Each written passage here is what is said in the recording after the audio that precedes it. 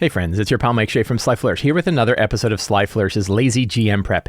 In this weekly show, I go through steps from Return of the Lazy Dungeon Master while preparing for my Sunday role-playing game. In this case, I am running the Shadowdark RPG by Kelsey, Dionne over at Arcane Library, using the campaign setting of the Gloaming, which is part of Curse Scroll 1, also by Arcane Library for Shadowdark. It's really, really fun, and I'm really enjoying it. My players are really enjoying it. This, I think, is session 21 or something like that. So we've been running a lot of sessions of this and enjoying it quite thoroughly. This show, like all of the work of Sly Flourish, is brought to you by the patrons of Sly Flourish. Patrons get access to all kinds of awesome stuff, a dedicated Discord server, a monthly Q&A, the City of Arches sourcebook, Uncovered Secrets Volume 1 and 2, a bunch of exclusive adventures, a bunch of tools to help you run your games, tons and tons and tons of really awesome stuff that you get for being a patron of Sly Flourish. And to the patrons of Sly Flourish, thank you so much for your support. Last week, I talked about being stuck between two air elementals, a stone guardian, and a gelatinous cube, that the characters were stuck in a hallway. Let's see if I can pull up the map. Do I still have the map? I do. So they were stuck between the hallway to the upper right here, had a gelatinous cube, two air elementals in here, and a stone golem that was bashing its way through the walls over here. And their torch just went out. I'll tell you, a strong start, like a Shadowdark strong start is always your torch goes out. And we'll see where things happen next week. And look, oh God, why? I don't know why, but ending it where no matter, like, you're constantly escalating the risks, are you constantly escalating the tension? And then you can always escalate it one further by going, and then your torch goes out, right? And it's pretty funny. So that actually happened. Their torch went out. The characters were separated, split apart by air elementals and everything else. A gelatinous cube on one side. And a lot of craziness ensued. So they did realize, I wasn't sure what they were going to do. And I just wanted to kind of, like in my prep last week, I wanted to make sure that there were at least a few options about what they could do without being too heavy-handed about what options they had, so that they wouldn't just get completely destroyed by all of these monsters that they're surrounded by. And they ended up working it out pretty well. I think the only punches that I pulled is I didn't have the air elementals hammering them with every attack all the time. This kind of fits into a article that I think did it come out? Is it coming out? I think it just came out on Sly Flourish about the number of attacks that a monster has, the specific dial of number of attacks, which works just as well for Shadowdark as it does for 5e and probably many, many RPGs where monsters are making attacks. And that's a dial that you can use. And so I dialed down the attacks on the air elementals a little bit. I gave them one attack instead of two. So they didn't do two attacks each on every time. And I also had them do a lot of their throwing people around. Now, what I did instead was anytime that the characters were trying to move through the space of an air elemental, the air elemental would hurl it about. And if they hit walls and stuff, I would roll a die of damage to determine how much it did. So I kind of moved the attack over to being more of an environmentally thing. So I think I still was fair. I didn't, I think, like, if the air elementals had just been hammering people with multiple attacks, I'm just going to drop characters. And I thought it would actually be more fun and more stressful and cause more psychological issues if I was to instead have the air elemental, like, they have to move through and take damage. So that worked out. They ended up, so they managed, I think they destroyed one of the air elementals. They were going through the other one, and they were trying to, the goblins managed to bait one of the characters into the gelatinous cube, who got stuck on the gelatinous cube and started burning. And other people are trying to, like, figure out, do they shove the person through the gelatinous cube so they get to the other side? Do they try to pull them out of the gelatinous cube? How do they get them out of the gelatinous cube? And then Morrigan, who has her dagger that can make other plane, that can carve the holes in the world, carved a tiny little hole in the world that sucked the gelatinous cube through, spat out everybody else, and then they fled. So it or they didn't flee. They then, triumphantly, after destroying a gelatinous cube that way, headed to the north with their goblin scouts in tow, and returned back to Aklaklik, the goblin town of Aklaklik, which is a made up town that for just our campaign. So they managed to get through. The golem got kind of trapped in his own collapsed tunnel. I don't remember what happened to the other elemental. I can't remember if they destroyed it. I think the air elemental, I think that's right. They did manage to get the air elemental into the gelatinous cube, and both of them got sucked into the other world. So the big question of what happens when an air elemental and a gelatinous cube hit each other, we did have that discussion. Does it turn into a giant soap bubble? Is it like throwing He-Man slime into a fan? But then you add the other thing of you carve a tiny little hole in the world and it sucks them out through into a portal to another world. That worked out well. They also got a glimpse of another world. I'm trying to remember how that happened. But I can't remember if it was carved with the knife or something else, but they managed to open up a portal to another world. And instead of using red sands, which I had talked about doing in the last session, that I was actually going to open up a gate that had a portal between Red Sands, which is one campaign world from Curse Scroll 2, and the Gloaming, which is the kind of haunted forest from Curse Scroll 1. You know what would be neat is if I just rolled. So I rolled a random world using my random world generator from the Lazy DM's Companion, which you can pick up on the Sly Flourish bookstore. It's this book right here, and it's packed with tables that you can use for all kinds of RPGs, including Shadowdark. You can use it for Shadowdark, you can use it for anything. And I rolled a random world, and it was this world on the edge of a black hole with a huge, like, obsidian spires and molten lava, and there was this titanic, like, obsidian titan thing, obsidian primordial that was, like, on the edge of it that kind of, like, looked at the portal because it's the first living thing it had seen in millions of years, and they're like, oh, we don't want to go there. So I think when they carved the world, that was the world that it got sucked to, was this completely, melted world. So it was really neat. And people are like, wow, what the hell was that? So there's definitely one of the fun things that's been going on in this Shadowdark game is the characters are like your typical Delver types. They're going on adventures. They're called crawlers, right? I've been forgetting to kind of use the term of crawler, which is the term for adventurers in Shadowdark. And the idea that there's like this collision of these gods and or godlike creatures that are occurring all around them. They could be like Morrigan, one of the characters, could be the like great-great-granddaughter of a god named Shun. And there are all these kind of connections, and yet they're still like, oh man, we'll easily get killed by a trap. And they did. One character got blasted with a lightning trap in the face and died. That was a couple sessions back. That has been interesting. I think it's kind of contrary to what you would expect from a typical Shadowdark game, but I'm also using the stuff that's in the book, so whatever. And maybe I'm just grabbing onto it a little too hard and turning everything into the Marvel Cinematic Universe. But it's really good. So, I don't know. We're going to see where all this ends up. So they went back to Aklaklik. They did some shopping. Hey, my mom is here. Hi, Mom.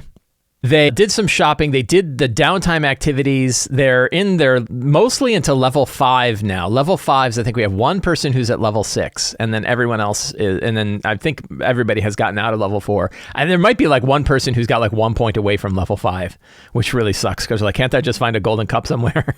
I just need to find one golden cup, and then I can be level 5. And then as long as I don't die, they really don't want to die with like 39 of the 40 experience points that they need in order to get to the next level. So their next step, so the big conclusion was that they went outside and met Barbarog the troll, who they had saved from the realms below. And Barbarog is like, look on the edge of the horizon, right? He's like, come on up on the top of this rock. And so they crawled up on top of the rock. That there's a big kind of rock where the caves are that lead to the village of Aklaklik. They climbed up to the top of the rock, so it's over tree height, right? They can see over the trees, and they look on the horizon, and these huge mountains, these big jagged mountains, all around the outer edge, right? All around the outer edge of the horizon. So that every direction they look, there's these big mountains, and they're like, what are those? And he goes, those aren't mountains, those are teeth. And they're like, what? And they said, that's, when we talk about Almazot's devouring the world, that isn't figurative, that's literal. And those are Almazot's teeth. We're in its mouth. And all it takes is for the jaws to close in, and it will devour the Gloaming. And so they're like, holy cow, like, look at that. Like, what are we going to do? So I thought that was kind of a neat image. And one of my players gave me some feedback that was a really cool kind of image of seeing these on the hazy horizon giant teeth. They also, because they have this hourglass, they shook the hourglass and a grain fell through, and now there is a hole that is in the bottom of the lake of Fenimir Lake has now drained, and there's a big hole at the bottom of the lake that's leading to the world of Marrow. So the connection between the world of Marrow and the Gloaming has gotten even thinner, both because Almazot, and I imagine that if you look through that hole into the world of Marrow, you're kind of looking through the gullet of Almazot's, who's devouring the world, this world-devouring entity that was built by Kytheros to destroy worlds that have been influenced by Mugdalblub. I know, it's complicated. Mugdalblub is a big slime god. As Mugdalblub's influence into a world, Kytheros, the Lord of Time, says, well, that world is done, so let's get rid of it. And he uses his huge summoned creature called Almazats to devour the worlds and get rid of them. And then it eats all organic matter, and then all of the remaining stuff is thrown into the world of Marrow. That's the short of this campaign. So the character's next goal, their next plan, they chose their next step, and their next step is going to be heading to the Redthorn camp. So Greaves Redthorn is a former member of the Knights of St. Yidris, who are sort of anti-paladins that go around causing all kinds of trouble, claiming to like purge evil from the world, but in actual, of course, they are the evil in the world.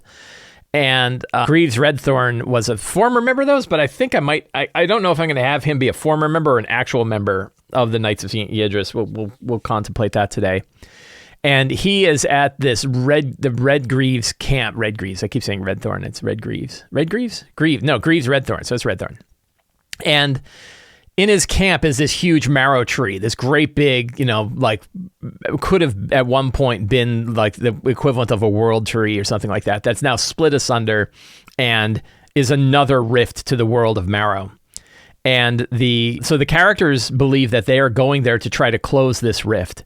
I think what's actually happening there is that Greaves Redthorn is summoning Undaluk. Undaluk is the herald of Almazats. And it is a big, huge, ugly, six-eyed wolf creature that I think is in the book. I think they call it the Marrow Fiend. There we go. Marrow Fiend. So Marrow Fiend is level 8. So that's totally doable. Wolfish hulk of a razor bone and sinewy muscle, black marrow, tree sap drips from its jaws and its gapes with its bony plating. That is a Marrow Fiend. It's a level 8, but a level 8 is certainly doable sap gout. So it does 2 claws, so it's really vicious, right? As a level 8, it hits hard. 39 hit points, which isn't a tremendous amount of hit points, but characters do a lot of damage. By the way, they're hammering out damage now at 5th level.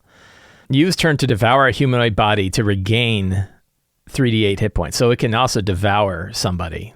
I might increase its attacks a bit and say that it can do that instead of a sap gout.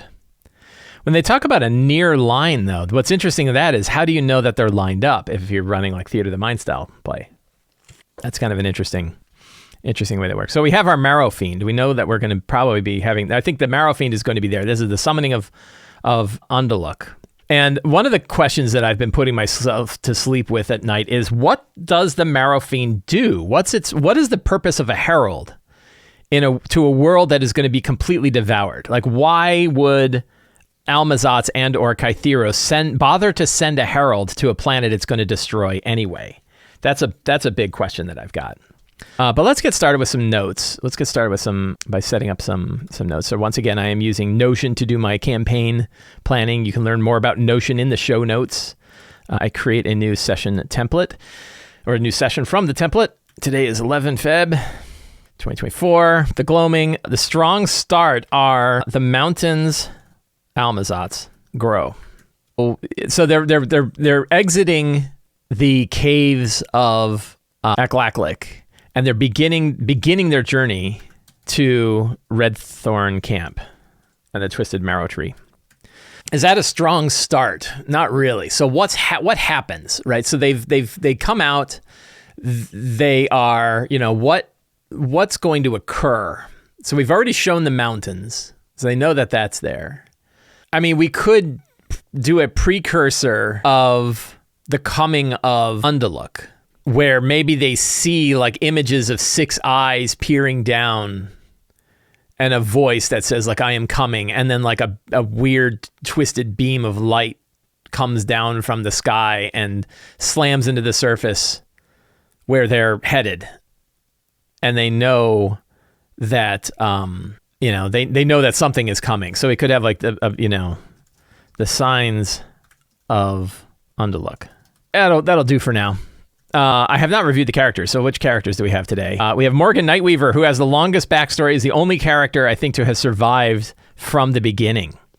I kind of hope Morgan survives, but I have definitely put Morgan in situations where death was a definite possibility, and she managed to can manage to escape. So even if Morgan dies, I think we're still good. We have Dazder, human witch shaman, carries the remnant of Memnon. That's Jay's third character. We have Calum, the elf wizard. We have, who survived. He was kind of the fancy pants elf wizard. There was Dart, who was not, who went to a for-profit wizard school, but he was killed by getting blasted through the skull with a lightning bolt. Lauren is a goblin scout leader. That is the one who has the goblin scouts. Uralt, not Geralt, but Uralt of the Riviera, who is a former knight of St. Yidrith. So that's definitely a connection that we can draw on. And Tribble, who is a halfling burglar, a halfling lawful burglar, who is a huge fan of the Heroes of Wardenwood and has a t-shirt of theirs. But the only person on the t-shirt is Morrigan, because everyone else is dead. And then we have our glorious dead. Most recently, no one died in the last session. Remember, I was really worried at TP King everybody, and no one actually died. The last person to have died was Dart, who was blasted through the skull with a lightning bolt and turned to ash. Previous members got curb stomped by a mummy, peacefully departed after being life drained by a mummy, thrown into a 150-foot gorge of boiling mud, torn apart by marrow wolves, another character torn apart by marrow wolves, petrified and turned into a gray ooze by a trap, killed by Reardon Varroslayer, the forest dragon, after talking smack, even though they was just singing, lost the will to live, killed by a gelatinous cube, lost the will to live in Bittermold Keep, died in an acidic sand pit, dragged through a fire trap while trying to be rescued, one of my personal favorites, and killed by ooze folk under town, but became a cheerful zombie afterwards. So 13 deaths, 6 characters in 21 sessions. Those are the characters today. So scenes are the coming of the Herald and the journey, Redgreaves, to the Redthorn camp. That we're going to do some hex crawling and some other stuff. Then infiltrating the Redthorn camp, closing the Marrow Rift, and then next steps. So I think those are some good scenes. Good plan, and lots of open-ended ways about like what happens during the journey and what how do they decide to infiltrate the Redthorn camp. I'm gonna look up the Redthorn camp. We have our fantastic locations today. I'm gonna delete this table. I don't want that there. And we're gonna have Redthorn. We have Eklakalik. We have Redthorn camp and the Twisted Marrow Tree. I think that's really all we need for.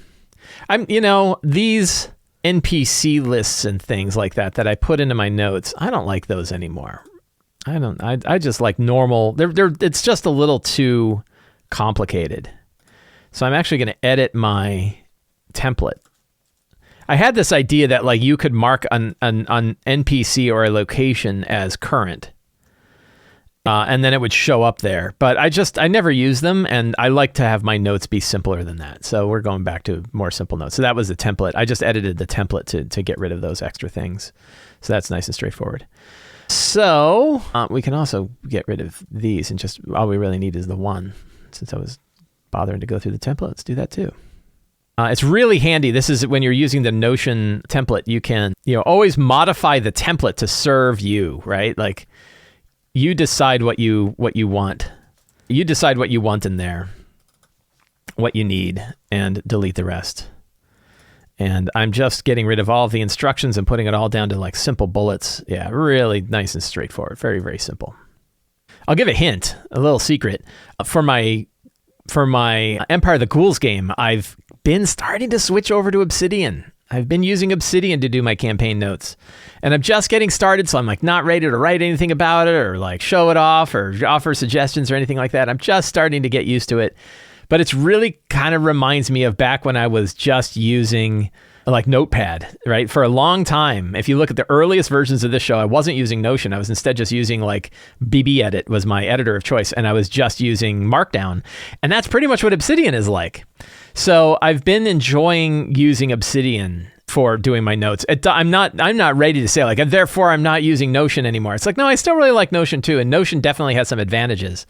So, that's definitely been a thing. But, I've even written some little hints. I've got like a macro generator where I can type FOF6 and it drops a Forge of Foe stat line in it automatically.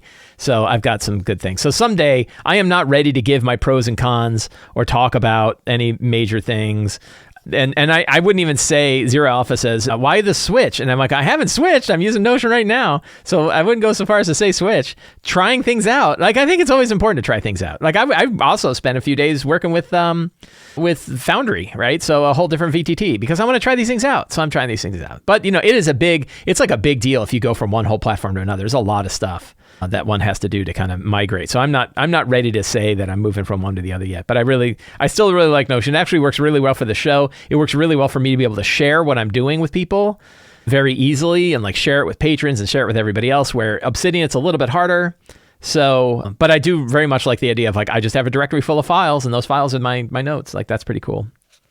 Obsidian also works really well with iCloud backup for the Mac. So it means I can keep that version on my phone and on my desktop, but it's still just a file directory. It's not like a whole separate service. I don't have to pay for it and all that. So it's really cool. Anyway, so I've been playing with Obsidian, but I'm still using Notion. And one of the things that playing with Obsidian has showed me about Notion is I actually like to have simpler notes. I don't want to have like a whole big thing with a lot of auto-generated stuff. It actually works better for me to just have bullets, good flat bullets and simple notes that, are easy to print. I really don't need, like, even having too many hyperlinks. One thing you'll see that I do here is I think I'm overusing the internal hyperlinks. And the problem, like, why would you care, is because, like, if you ever view it in its like original format, it crudds them all up. So it's nice to have good clean notes. Anyway, there's a little talk about that. So secrets and clues. So one of the things I really got to think about is what it would be like to close the rift. I don't know how to handle challenges like closing a great big open rift in Shadowdark. I mean, like in sort of 5th edition style, you might do a series of ability checks, but I don't know that you're supposed to be using like a series of ability checks the same way in Shadowdark. I don't know how that plays out. Do you just have people roll like intelligence and wisdom checks to try to close it? I think it's probably better, and I think this is even true in 5e, is to ask yourself, how would you do it in the world? Like, what are you actually trying to do in the world to close it? And I think I had done that before, but like it gets really hard because it's like, well, you can describe it, and how do your players know what to do? Like, you might have thoughts about, well, this is how I would do it in the world. And then you describe the way it is. And the players are like, I don't know, like a crazy rift filled with cilia that's torn open. Like, I had this problem when they were trying to rescue Barbarog. And it was like, we don't know what to do with this thing. Can I roll a skill check? And you're like, to do what? Right? So that's really tricky. So let's see. Greaves Redthorn and his bandits have mostly succumbed to the will and the influence of Marrow and Unduluk. They've become Marrow folk. So Marrow folk are different than Mugdalblub folk. Mugdalblub folk, their skin has gotten super translucent. Their limbs are all bendy. In this case, they're like covered in spikes and stuff like this. They have like spines growing out of their bodies. They have this weird like cilia that they can like spit out and grab people. So I think, they look different. They're probably long and lean and weird looking. Some of the Redthorns have given themselves completely over to Almazat's Unduluk. Others were here just for a good time and a steady paycheck, and all this stuff freaks them out. All this cilia stuff freaks them out. So that way there's the potential, I don't know how to spell cilia. Somebody help me out with the spelling of cilia. Unduluk, Cilia. Hey, the spell checker liked it. Thank you. Thanks, Elizabeth. You get a free token, a free mark on your bingo chart. What else do we have? Other secrets. Unduluk is coming through a huge rift at the base of the Marrow tree below the surface of the hill. That way we get another dungeon. Yay! I love dungeons. What else? So this is the question, right? So Kytheros, here's the deal, right? Kytheros loved making worlds, and he was making worlds using Mugdalblub to do it. But then he realized that Mugdalblub, being this evil entity, would instead make a world for a little bit and then would just revert back to ooze state. And any world that Kytheros had touched with Mugdalblub became corrupted, and then Mugdalblub could actually try to follow these holes through worlds and destroy other worlds. So I think that's kind of a secret, right? Is that Kytheros used Mugdalblub to build worlds, but it ended up corrupting those worlds. It then started to corrupt adjacent worlds by following the paths Kytheros used to travel from world to world. So Kytheros created Undaluk, or Almazats, the world worm, to devour those worlds corrupted by Mugdalblub before it could spread even further. So I think the big question of Greaves Redthorn used to be a knight of St. Yidris. The knights were charged with eliminating evil throughout the Gloaming. Greaves realized that it was Mugdalblub, that the only way to stop, that Mugdalblub was the greatest evil and can only be stopped by the coming of Almazats. So is it Yidris or Yidrith? I don't know. That's a good question. Let's find out. Curse scroll 1. Yidris, Ydras. But that's okay. Continuity, schmontinuity. So what do I have? Greaves and his fellow found, what's his name? The sorcerer, Haldren, near the well, the vile well. They trapped him within rather than try to go down there and face the horrors within. So the big secret is Haldren isn't in his tower. Haldren is trapped in the vile well. So that saves them a little bit of a trip, like to go all the way to the tower, to Haldren's tower. They may go there, they may not. It depends on, does the secret ever come up? They go to the vile well. So I kind of, I don't mind them going to Haldren's tower, but along the way, they need to figure out Haldren's not at the tower. He's actually in the vile well. And there's 2 objects. This is kind of for later. It's not really a secret I need to put in place now. There are 2 objects that Haldren requires.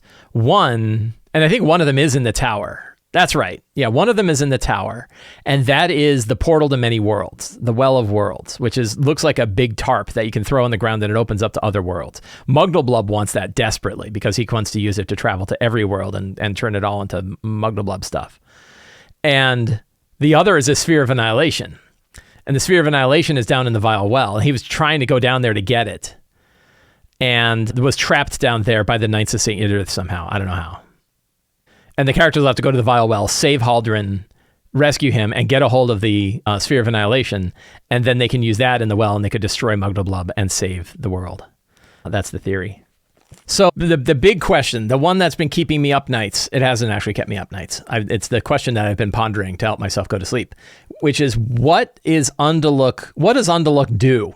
So you're Kytheros, you've created this world-devouring worm that gets rid of the worlds, and you're like, I want to send a herald. Like, what purpose does the herald serve for a world that is doomed, right? Why would you tell people? What does Kytheros or Almazats want to tell the living creatures of the world? What is Undaluk's purpose in the world? That's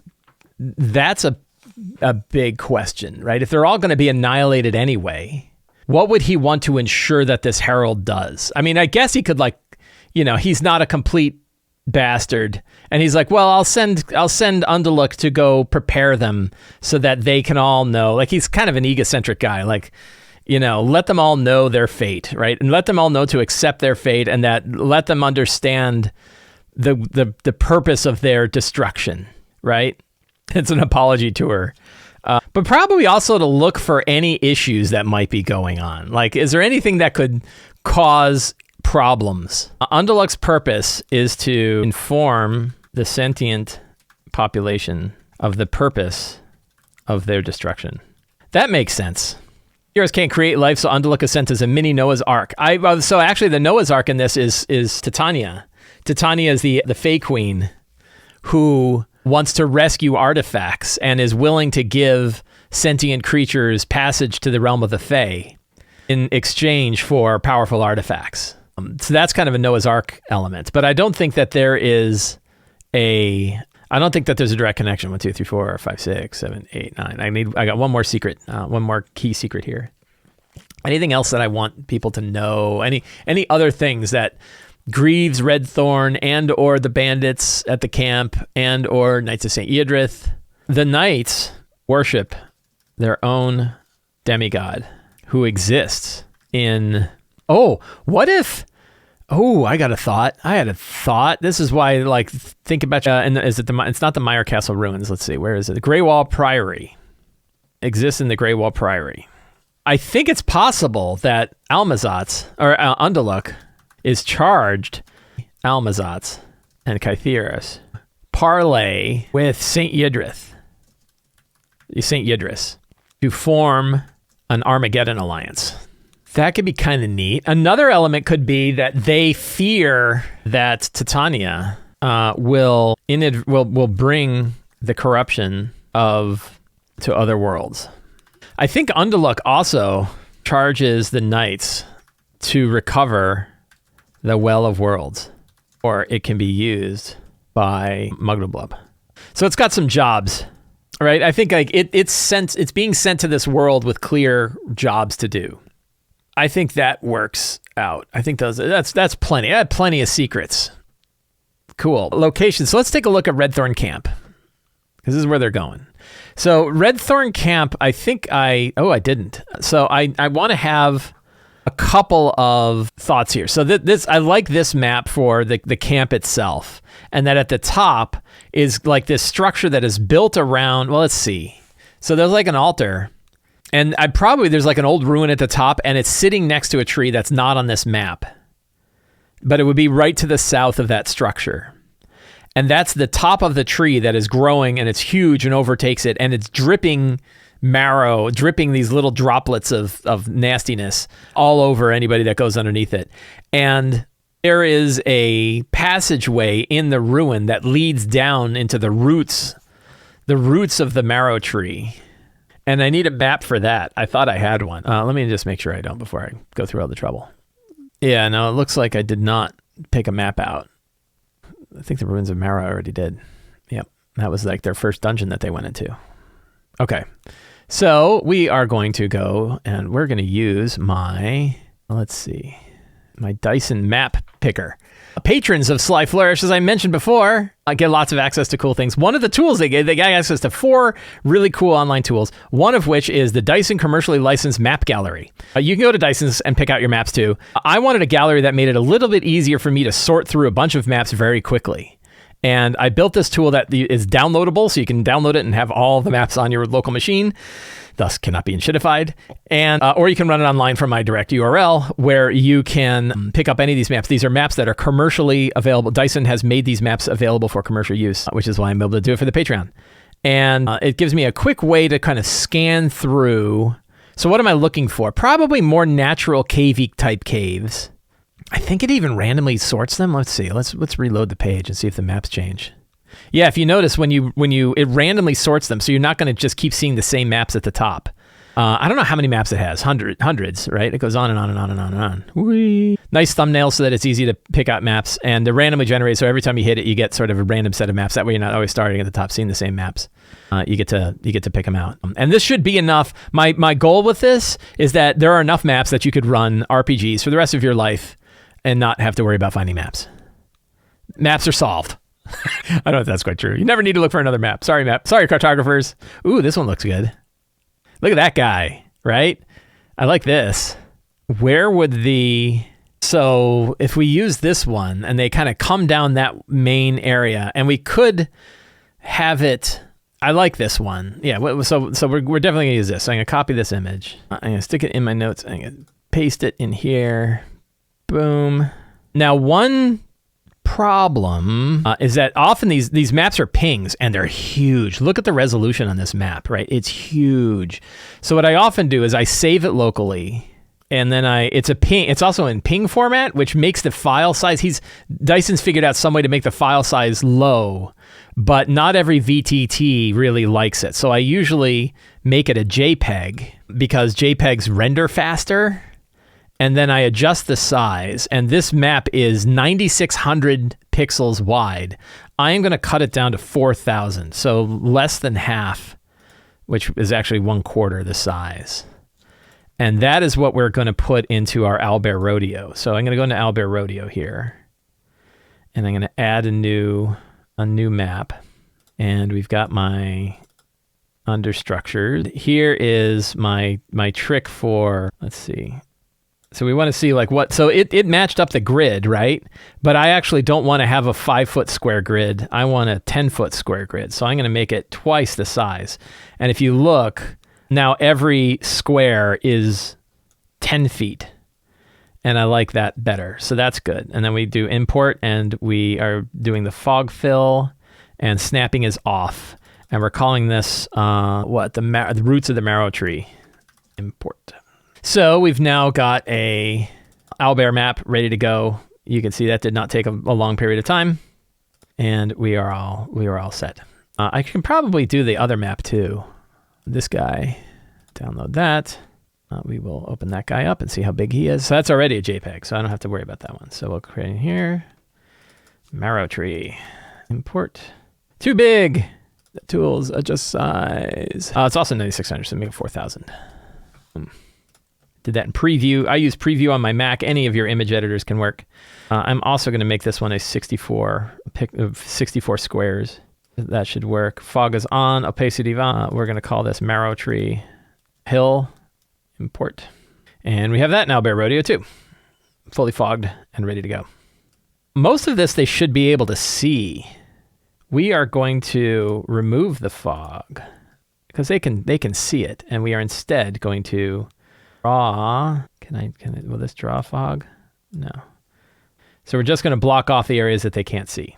All of the rest of that looks fine, right? This is what it looks like in regular. So that one they can see. So that's cool. So we got that. So before I had talked about whether I had 30 bandits. I don't think there's that many bandits now. There might be 30 bandits around the whole place, including in the basement. The 5 Marrow wolves, and they're no longer bandits. They're now, there's probably 15 bandits and 15 Marrow folk bandits who serve Greaves. 2 knights. So these are all the people that would be, including people that would even be in the chambers below. We could even make our own little random encounter table here. A real quick one of like apprehensive bandits, Marrow folk bandits, Marrow wolves, knight plus Marrow folk. What else might they run into here? It might be enough. I know it's only 4, but that's probably enough. Because we're not going to roll. We're not going to roll too much. We could also roll other random encounters here. But that probably works for what's down here. I may do, so then we can do some quick locations. And so at the start of this spiral, so what was this place? So we'll say, this could be a Fae temple. Oh yeah. So what if there were like relic hunters? And we could have Marrow folk bandits plus fairy. So I think that this was like a former temple, or it was a former temple or like a stronghold of elves, right? Former elven stronghold for followers of Titania. I think that works. So we could have like elven statues. You know what I'm going to do? We are going to download that. I think I've already got it on my map. And I'm going to print it. Print it on a sheet of paper. And then what I like to do is I then take a pen and I write my location descriptions right on my printed copy of the map. It is super fast, it is super easy, and it works really, really well. But some of the ideas that I'm not going to do it during our show here now. We're not probably going to get this far in this session. So I may do some homework for this, and then you'll see it next time. But I think in general, like we have these carved pillars that are like pillars of elven heroes So where would the Marrow tree be? The root of the Marrow tree, I think, will be in that upper right-hand corner. I could now. So this I think definitely goes against the principles of Shadowdark, but a thing you can do if you want people to really enjoy the exploration of a place is you move the key, and the key in this place is the Marrow tree and the rift, and it could either be in the north or the south, and I could move it depending on which direction I want them to go. But on the other hand, like they're not even that connected, so I think like the problem is if they come down those stairs, they're 2 rooms away. The Marrow tree to the south. So I think it is probably to the north. Now, instead, you could say that there's actually to close. Ooh, this could be better. That in order to close the rift, there are 2 anchors, and the anchors must be destroyed. And there are these like elven pylons that have to be destroyed. And that's why they chose this place to tear open the world tree. So what if like that westernmost chamber? Let's see. Here's a thought. I kind of like it. The westernmost chamber here that's where the tree is. And the rift is right in there. They can see that the rift is open. But it's being anchored by this pylon over here and this pylon over here. And both of those must be destroyed for the rift to close, which means you have to travel to both places, which means you have to cover a good deal of the map. I mean, that's kind of fun. Right? It's a little like Zelda puzzle-like, but, it gets them exploring. It makes some interesting things going on here. So, and I think like it could be that it would be an artifact, that 2 powerful Fayish artifacts. So this is actually a secret. We should stick this back in our secrets and clues. I got too many secrets today. 2 powerful fairy artifacts keep the gateway Marrow open. Both must be deactivated to close the rift. Titania has sent agents to recover these artifacts, but they haven't come back. And those artifacts could be random rolls on the treasure table. So it is, again, they can recover artifacts, and those artifacts would be valuable things, right? They would be treasure that they can acquire. A corrupted knight of St. Yidris guards each of the artifacts, whose energy is channeled through ancient elven pylons to open the rift. The rift, man, there's like 20 secrets. Used to be a gateway to the realm of the Fae, but has been converted, twisted into a gateway to Marrow and the doorway of Unduluk. Cool. So that gives me a lot to work with. I got a cool map. It's on the Dwarven Forge. I don't know that they're going to even get to this map today. They might get as far as this place, but I don't really have to worry about that. So that works out just fine. Is there anything else I need? I think I'm pretty well set today. I got tons of secrets. Characters. I don't have NPCs. I can make some up on the fly. Monsters, we're going to pull right out of the book. Treasure, I'm also going to roll from the book. So I think, that gives me pretty much everything I need. A big question, like, oh, Mike, you're not following the 8 steps. Well, no, I don't need all of the steps all of the time. In fact, it looks like 3 of the steps I don't really need. Other 5 I have gone through. So I feel pretty good for today's game, and we'll see how things go. A lot of it is because I'm rolling random tables, and random tables make life a little bit easier. Friends, I want to thank all of you for hanging out with me today while I prepared for my Shadowdark game. I hope you enjoyed today's show. If you did, and you like the stuff that I do, the best thing that you can do is subscribe to the free Sly Flourish newsletter. It's absolutely free to sign up. You get an adventure generator PDF for signing up, and you get a weekly RPG-related email sent to your inbox every Tuesday. You can also support me directly on Patreon. Patrons get access to lots of tools like the Dyson map thing that you saw, but also other tools to help you run your games. Maps, adventures, City of Arches sourcebook, tons of stuff you get for being a patron of Sly Flourish. It's a really, really good deal for a very low price. And you can pick up any of my books, including Forge of Foes, Return of the Lazy Dungeon Master, Lady M's Companion and Workbook, fantastic adventure books, and a bunch of other stuff on the Sly Flourish bookstore. All of the links for those are in the show notes. Thank you all so much. Have a great day, and get out there and play an RPG.